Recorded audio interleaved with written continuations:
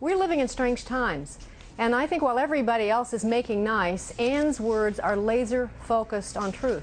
She says things that no one else dares say. I do think we're living in a time where a lot of people enjoy the death of their loved ones. I know that sounds terrible, but we do live in a time where... Well, but and in order to say that to specific people, you're going to have to prove it. No, I know that. Personally, I would not say it, but I am telling you that I think it's true that people are making a lot of money off the death of their loved ones in a lot of different cases. Ms. Coulter has a good point about these women being used by one spectrum of the political debate in this country. That is a valid point. I think Ann is unique, and I think she plays a unique role, and I think her words are like, it's like cold water. Well, you know, I picked up Ann Coulter's book today. I read chapter 5, starting on page 99, which talks about the Jersey women, as they've come to be known, or actually the Jersey girls. And I think that if you read some of what Ann Coulter is saying and you put it into context, I don't think it's mean-spirited. Jack Bergman, it's getting very ugly out there. Can you defend the comments of Ann Coulter?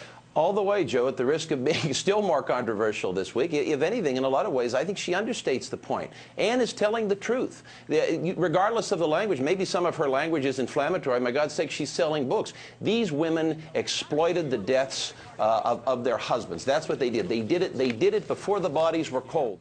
Joe, I think there is Ann is right on the money. I think she was elegant and articulate. I will not shrink from the truth. But what she said about the 9/11 wives is right.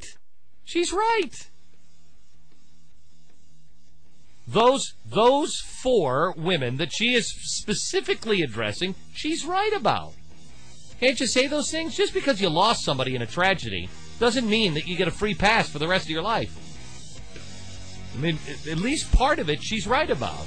Ann has a point when she says that because of the victimology and identity politics culture that especially the mainstream press is so immersed in, that we create these spokespeople who do have an air of infallibility. Great. She has a perfectly acceptable argument, a perfectly intelligent argument in her book, Godless. Totally free media. And the argument is that the Democratic Party and the liberals constantly bring out spokespeople whom are unassailable. Cindy Sheehan, John Murtha, the 9/11 widows, etc. And it becomes anytime you question what they're saying, how dare you question these people? And that's a perfectly respectable and honest argument. What's your comment? What was your reaction when you heard that? Coulter does what a lot of ideologues do.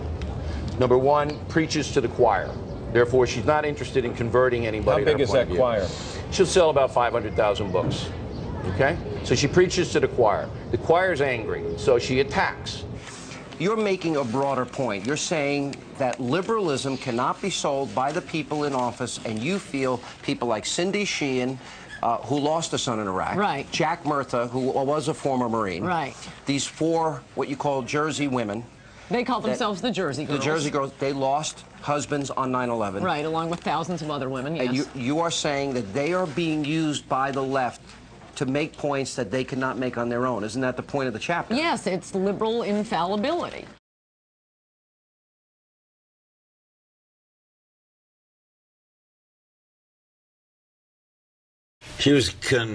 Ann was confronted by some of the more damning comments by Matt Lauer on the Today Show. Watch. And this part is the part I really need to talk to you about. These broads are millionaires, lionized on TV and in articles about them, reveling in their status as celebrities and stalked by grieferazzis. I've never seen people enjoying their husband's death so much. Yes. Because they dare to speak out? To speak out using the fact that they're widows. This is the left's doctrine of infallibility. If they have a point to make about the 9/11 Commission, about how to fight the war on terrorism, how about sending in somebody we're allowed... Watch.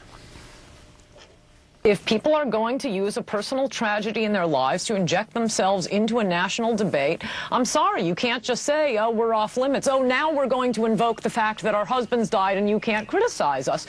They were specifically using their husband's death, and there were, gosh, that doesn't mean they're hundreds, enjoying it. I mean, presumably they're going home at night and their husband's gone and their kids are there, and where's dad? And it's, geez, it's so depressing. And so are the thousands of widows who were not cutting campaign commercials for Clinton. These women got paid. They ought to take their money and shut up about it. How do you react to that charge? That's that this is financial gain for you. I would say this. First of all, we went to Washington because we wanted answers. We wanted to know that we were safer. And specifically because we had children who had lost their dads. We wanted them to know that they were going to be safer in this country. We wanted them to know that it was not acceptable for planes to fly into buildings. You know, I really respectfully hope nothing ever happens to Ann Coulter, so that she knows what it's like to be so impassioned by your loss that you will not relent, you will not yield, you will not give up until you have answers and the truth, and you know that something good comes out of something so horrible. And I think if you look at legislation that has come from people who are victims, whether it's Megan's Law or the Amber Alert, you know, specific example, children with diabetes, cancer, all of that comes out of people who have suffered a loss and want to make something good from it. Should we be mad at the mothers of the diabetic children? Clearly. Our guest is Kristen Breitweiser, and the book just... We're back with Kristen Breitweiser. To give a little history of this letter.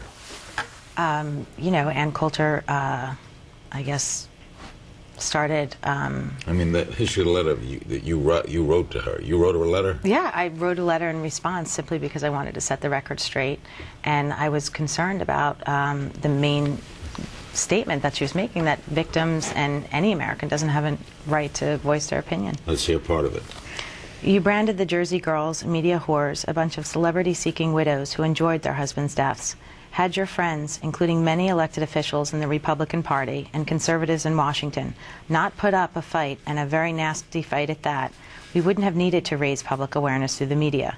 So if you want to blame anyone for our appearances on television, you should blame your own coterie, not us. We simply wanted to inform the nation about what needed to be done, and we still intend to do that. Are you, the Jersey Girls, still a force? We'll always be a force. Do you talk to each other a lot? Yeah. And I think that as long as there's work to be done, we will be out there doing it. And there's nothing more than we'd love to not have to have work to do. But unfortunately, at this point, there's an awful lot of work to be done. And how'd you come to write the book? Literally.